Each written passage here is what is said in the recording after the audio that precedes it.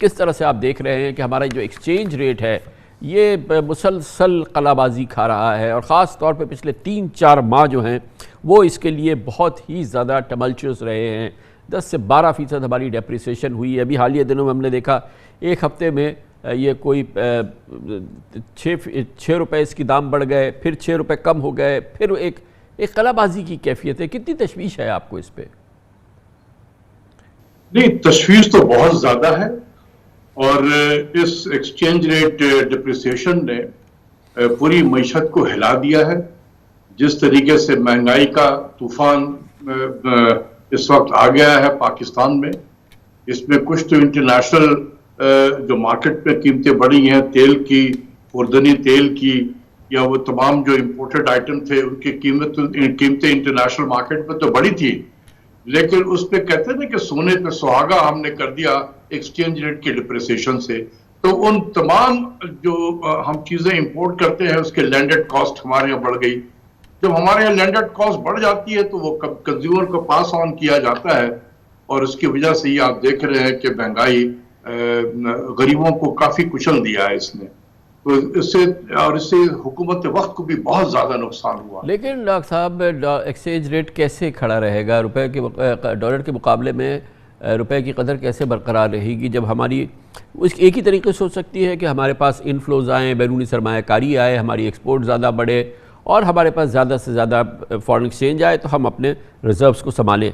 लेकिन अगर हमारी इतनी मैसिव इंपोर्ट्स हो, हमारे इतने मैसिव आउटफ्लोज हो, हमारी जो फॉरेन डेट रीपेमेंट्स हैं उनकी हमारे सर पे खड़ी हुई हो, तो कैसे है जो एक्सचेंज रेट रुके? तो फिर जो हो रहा है ये तो एक कुदरती अमल है। देखिए, बात यह है कि मैं डे 1 से एक चीज कह रहा हूं और कंसिस्टेंटली कह रहा हूं और आज भी आपको मैं कह रहा हूं, ये एक्सचेंज रेट किसी मार्केट मैकेनिज्म की वजह से नीचे नहीं गई है। ये 152 से 175 का जो पहला सफर था ये किया गया था। और ये क्यों किया गया था? क्योंकि जब हमारी टीम IMF से मुज़ाकरात करने के लिए वाशिंगटन जा रही थी शौकत तरीन साहब की सरबराही में, तो उनसे ये कहा गया था एज ए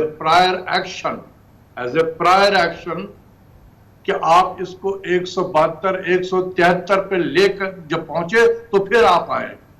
इसलिए धड़ाधड़ गिराई गई करेंसी को। तो ये कोई मार्केट मैकेनिज्म से नहीं हुआ है। तो जिस तरीके से जिसने गिराया है वो उसी तरीके से ले जाएगा उसको वापस 152 155 में। लेकिन क्या आप ये नहीं मानेंगे, जो कि बाज़ माहिरीन और बहुत सारे माहिरीन ये कहते हैं कि सिंपल डिमांड एंड सप्लाई का मामला है। हमारी इस वक्त डॉलर की डिमांड बढ़ गई है क्योंकि हम धड़ाधड़ इंपोर्ट कर रहे हैं और इस बजट के बाद हमने एक बिल्कुल लेविशली हमने इंपोर्ट किया है, हमने एक पॉलिसी दी लेविश इंपोर्ट की और इस तरह से हमारे मैसिव डॉलर आउटफ्लोज हुए। हमें फिर अपनी जो कमिटमेंट्स हैं, फॉरेन कमिटमेंट्स, वो पेमेंट्स करनी हैं। तो ये वजह है, सिंपल वजह, जिसकी वजह से माहिरीन कहते हैं कि 152 से 175 का हो गया। मगर आप इस बात को तस्लीम नहीं करते। मैं इससे इत्तेफाक नहीं करता हूँ और मैं इसका एम्पेरिकल एविडेंस आपको देता हूँ। 2 मई 2021 को हमारा एक्सचेंज रेट 152 रुपया 30 पैसा था और उस वक्त हमारा foreign exchange reserve 15.77 billion dollar था। और ये मैं सिर्फ स्टेट बैंक के रिजर्व की बात कर रहा हूं। और जब ये 175 पे पहुंचा है तो उस वक्त हमारे रिजर्व जो है वो 20 बिलियन के करीब था। तो रिजर्व कम हुआ है या बढ़ा है? देखिए, जब रिजर्व बढ़ता है ना तो ये इस बात की अलामत है कि आपके यहाँ इनफ्लो ऑफ डॉलर जो है वो ज्यादा है आउटफ्लो के मुकाबले में। तो जो सरप्लस होता है वो रिजर्व में चला जाता है। तो आउटफ्लो किस मद में होता है? इंपोर्ट के मद में होता है और डेट की पेमेंट के मद में होता है। तो जब आप उन तमाम पेमेंट को मीट कर रहे हैं और मीट करने के बाद अगर आपके पास डॉलर बचता है तो वही तो रिजर्व में जाता है और रिजर्व बिल्ड हो रहा है। तो ये कौन सी जो ये कहानी है कि जी देखिए इंपोर्ट बढ़ रहे हैं तो उसकी वजह से प्रेशर है। तो प्रेशर होगा तो हमारा रिजर्व नीचे जाएगा ना। अगर हमारा आउटफ्लो ज्यादा हो रहा है इनफ्लो के मुकाबले में तो फिर डॉलर पे प्रेशर आता है। यहां तो रिवर्स हो रहा है, तो फिर क्यों प्रेशर आ रहा है? इसलिए मैंने आपसे कहा कि ये कोई मार्केट मैकेनिज्म नहीं था। मगर एक कॉन्सेप्ट ये भी है, लोग कहते हैं कि जाहिर है कि जैसे कि आपने फरमाया इसकी भी अपना एक वज़न है, आपकी एक दलील है बहुत इंपॉर्टेंट, लेकिन आम तौर पे ये होता है और हमने देखा 2013 से 2018 के दौरान कि जब भी पाकिस्तानी रुपए पे दबाव आया, गो कि हम IMF के प्रोग्राम में बड़े अरसे रहे, मरकज़ी बैंक मदाखलत करता था, सेंट्रल बैंक मदाखलत करता था और रुपए की कदर को बचाता था, क्योंकि बहरहाल एक ये भी एक बहुत इंपॉर्टेंट थाट है कि अगर कदर गिरती है रुपए की तो उसके बहुत संगीन मसाइल होते हैं पाकिस्तान के।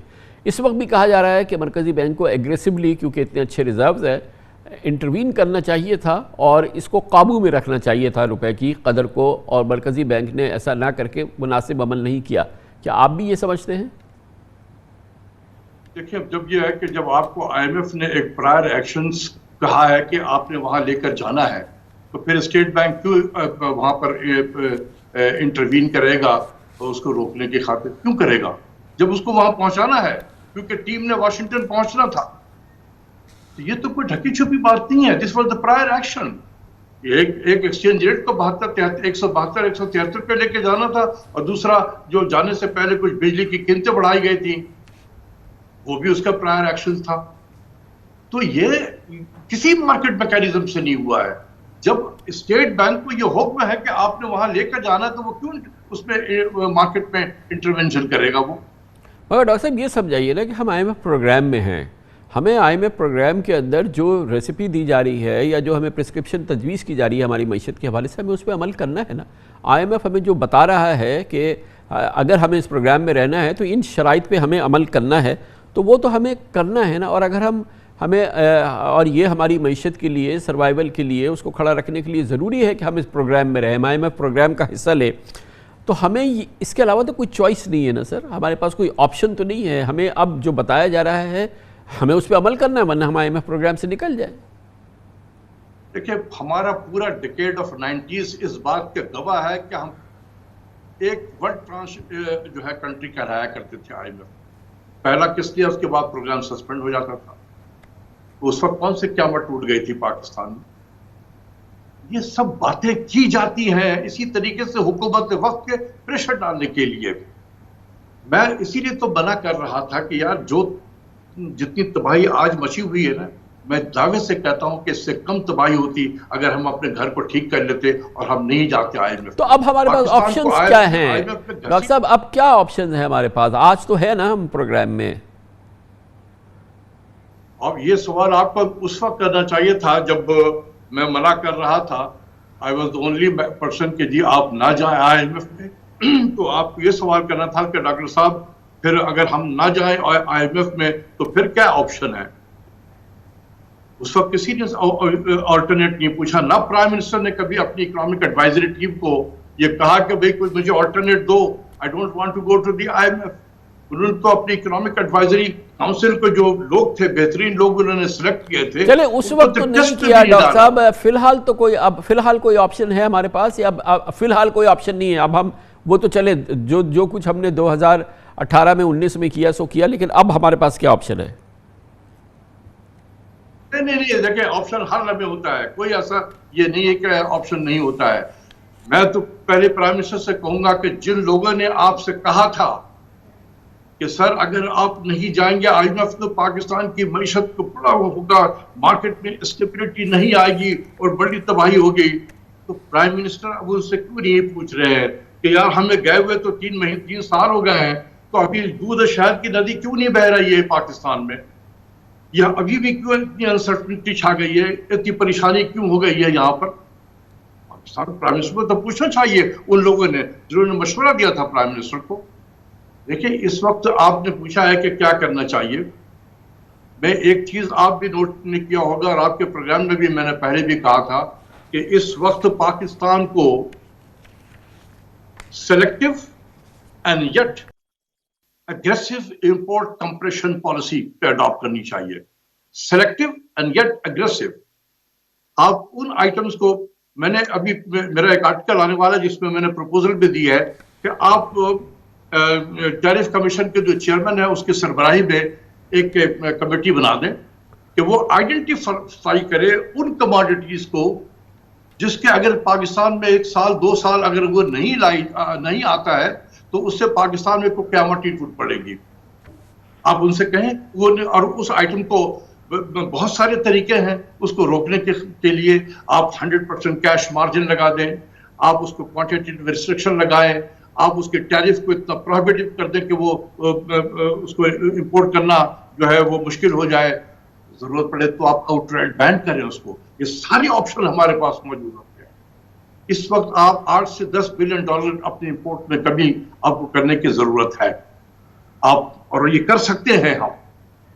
इसीलिए तो मैं कह रहा हूं कि चेयरमैन टैरिफ कमीशन से कहें, उसके सरबराही में एक कमेटी बनाए हुकूमत और कहे कि जी कम अप विद दिस। अगर आपने एफबीआर को शामिल कर दिया इसमें तो एफबीआर कहेगा मेरा तो रेवेन्यू चला जाएगा इसकी वजह से।